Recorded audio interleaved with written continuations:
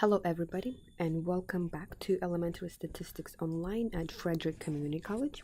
In this video I will talk to you about inferences about two samples, and in particular we'll discuss how to construct hypothesis testing for samples that are independent. Okay, let's go ahead and take a look at this problem here. Alice would like to buy a microwave oven, and she will choose model A over model B if the average cost is lower.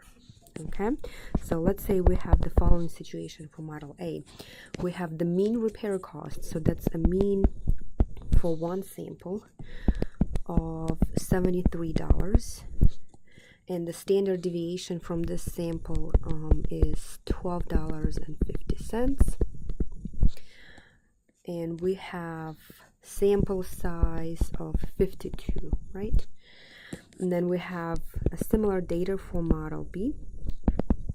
The mean repair cost for this sample was $80, and the standard deviation here is 19 with a sample size of 58. Okay, so the decision that Alice needs to make is model A repair cost on average, is it lower than model B? Okay, so which one should she go for? Well, in this case, what we're going to have is the following setup for hypothesis testing. The null hypothesis will always say that your means are the same, whichever ones they are. So there's no difference between the average repair cost for model A and B. Okay, and then the null hypothesis is done. So the alternative hypothesis is the one that we need to decide how we're going to set this up, and this part is actually important because we need to make sure that whatever we set up makes sense.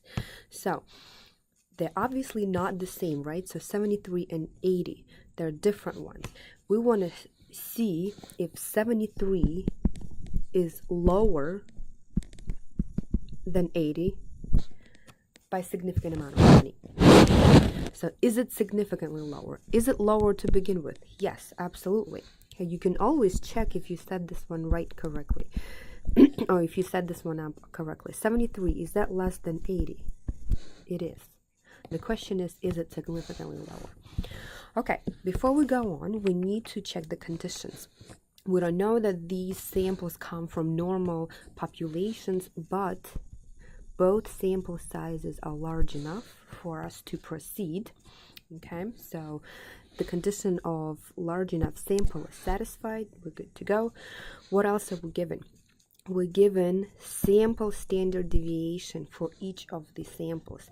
That means we cannot use z-test, but we should be able to use t-test. Now in this case we have two samples, so the command that we're going to choose is to sample t-test.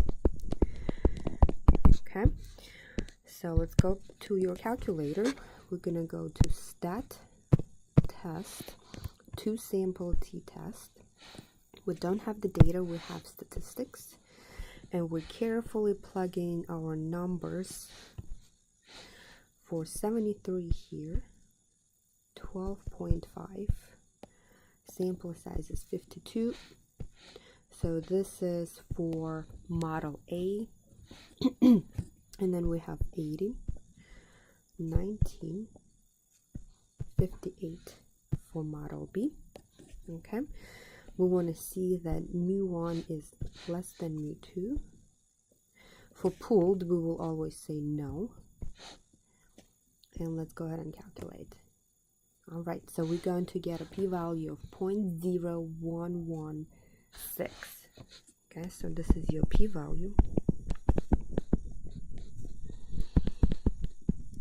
0.0116, right? Let me check. Okay, this is a lot smaller than 0.05, and the conclusion will be similar to what we've done before. We reject the null hypothesis. Reject H null. There is sufficient evidence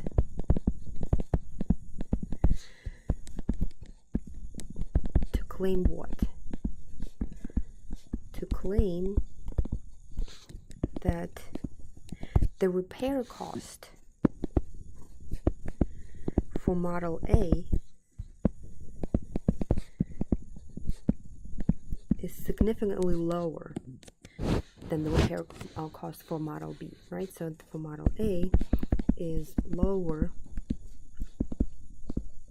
than the cost for model B.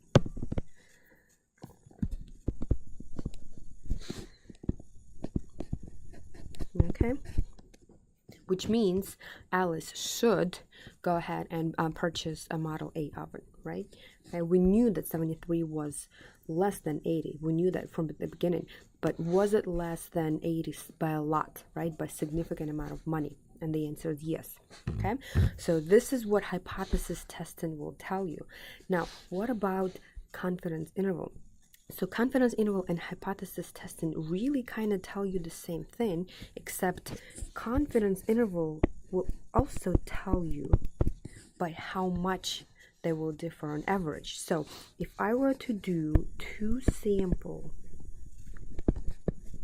t interval, okay, let's go ahead and try and do this, see what we're going to get.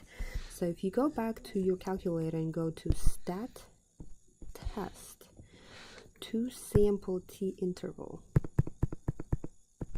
and this would be command 0 on your T83. So let's go here. Now once you conduct your hypothesis testing, all of that data is already copied onto your sample t interval.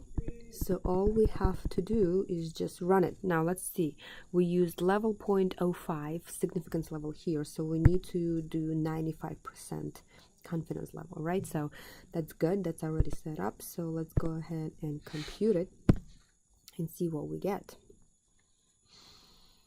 Okay, my calculator is thinking. There we go. So what does this actually mean? So you get the following information. Negative 0.13, let's call it that negative 1. So if we were to round this up. Okay, negative 13 and negative 1. Okay, let me just double check. Is that right? Yes. So what does this actually tell you? This tells you the difference. So on average, the difference in the repair cost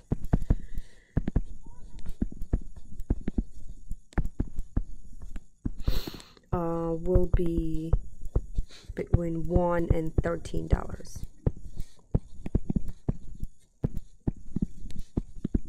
Okay, and the fact that we got negative, that's actually okay. We got negative for the following reason. If you think about it, what's going on here? We're saying that something is smaller than the other number, right? So 73 is less than 80. So if you were to subtract a larger number from a smaller, you get negative. That's completely fine, right? So that means what we're finding here is how different your repair bills will be, okay, for these microwaves. So on average, the difference will be somewhere between 1 and 13. Whenever you guys conducting a hypothesis testing for 2 samples, you can always check it with confidence interval. If you do reject the null, then you should get a confidence interval that will either have plus plus or minus minus. Okay, and if you fail to reject the null hypothesis, then you will get minus plus or plus minus. Okay, so you will get a 0 in the confidence interval. So I will try to pick a problem for one of the examples where we don't reject the null hypothesis and then we get a confidence interval that contains 0, but this actually matches. We're basically saying yes, there is a difference between the 2 repair costs. What is that difference? Right here, it's between $1 and $13. Okay, so let's go ahead and start making some notes here. 2 means independent samples. Okay, so what do we need to know? We need to know what our sample means are, right? And the standard deviations and the sample sizes. Okay, then we need to make sure that these are large enough or come from normal population, or normal population. Okay, let's see.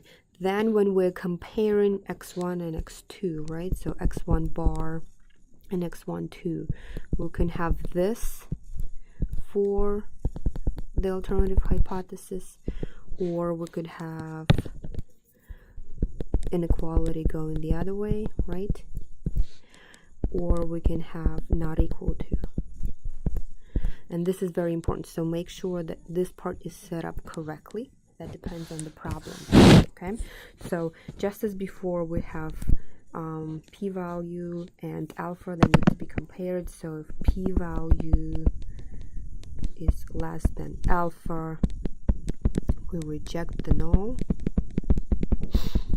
Okay, if p-value is greater than alpha level, we don't reject the null.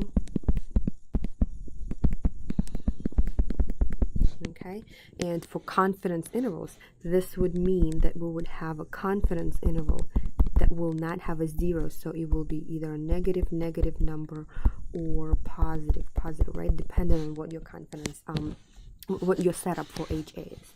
Okay, if you don't reject the null, this is equivalent to saying you're gonna get minus plus.